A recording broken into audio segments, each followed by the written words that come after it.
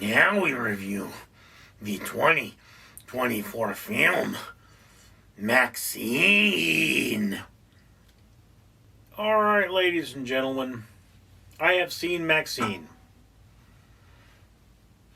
And this is the first of the films in this series that I have seen.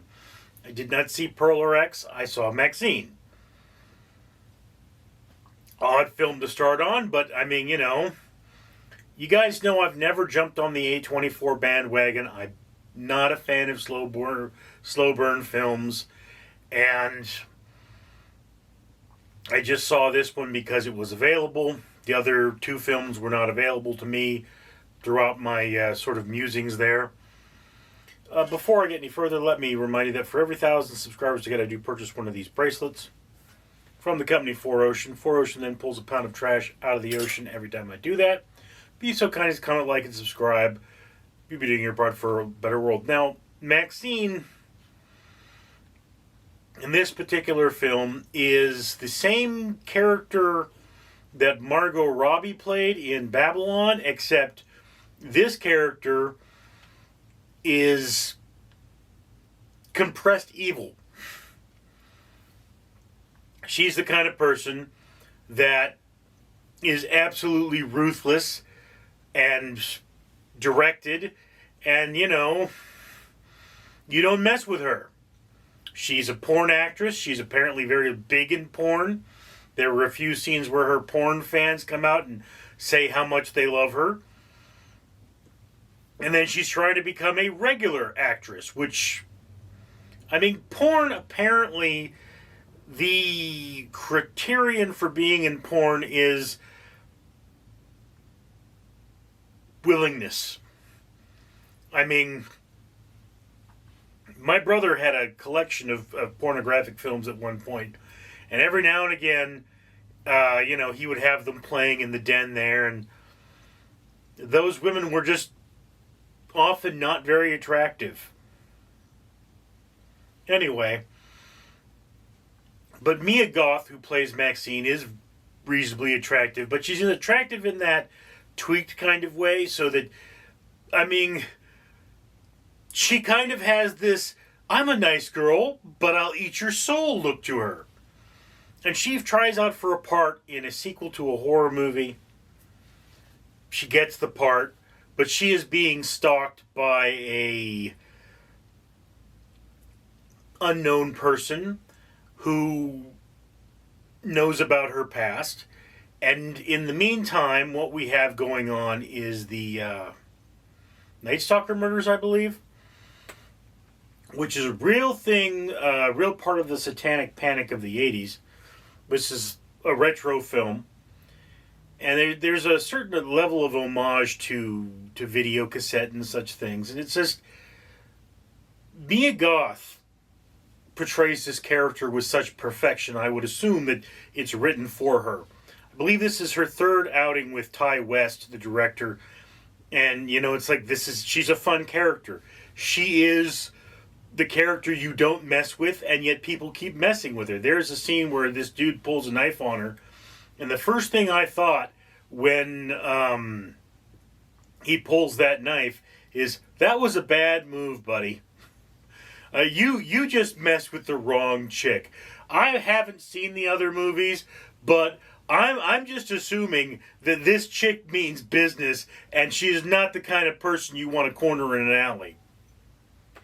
So, yeah, in terms of this being a horror movie, it is a very well done horror movie. It is fairly high budget with a reasonably large cast. There is a subplot about the people that are coming after the murderer, and they don't think these are Night Stalker killers. They think this is a copycat, which makes a fair degree of sense. When the person stalking MaXXXine is finally revealed, you will only know who that is initially if you've seen the other films. I had to, look that up. The other standout in this film was Kevin Bacon. I love his character. He plays a complete and total sleazeball detective, private detective, who is stalking Mia Goth's character. And really, I could have used an entire movie about him. I honestly hope they take that character and they make an entire movie about him, because he is a fun character. Really well done, fast talking, very distinctive. I mean, he oozes presence. Kevin Bacon is kind of known for that, but we don't see enough of him. That's one of those problems with Kevin Bacon in general, is that as an actor, he's just not as prolific as I'd like him to be. Now, this particular film is getting a 6.9 out of IMDb, which is fairly low. It is getting a 75% on Rotten Tomatoes through critics and a 79% for both Fandango and audience score. So it's doing really well. I personally put this upper half of your watch list, middle to upper. I wouldn't say it's a fantabulous movie, but it's definitely a very entertaining film. It has some upsetting gore in it. Okay? There is schlong abuse, and schlong abuse is very upsetting. That's just one of those things. There are a couple of scenes that are, abuse of women, and these women, I guess, are from the porn industry, which is, I mean, that's kind of what people go to see these movies for. I never terribly enjoy the violence itself. That's not really what I come to these films for. That's not my kick. But if you're looking for violence, there's a lot of it in this film.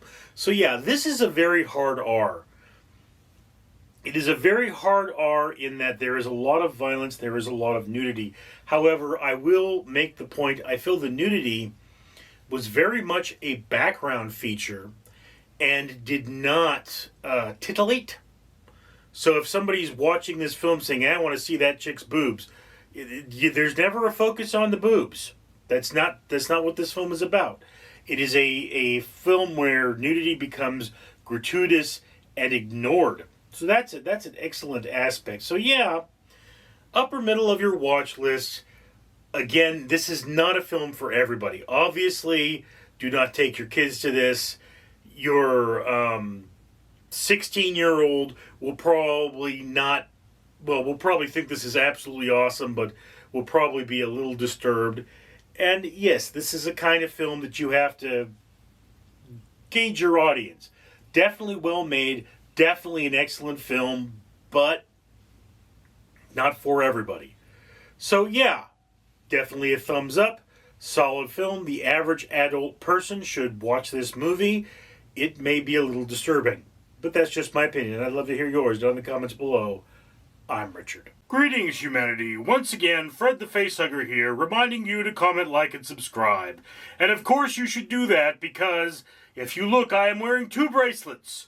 These bracelets are from 4Ocean, a company that pulls a pound of trash out of the ocean every time somebody buys something from them. Well, the owner of this channel has pledged to buy 1 bracelet for every 1,000 subscribers. And it's a very, very dirty ocean that you dirtied. So you should help him out and comment, like, and subscribe.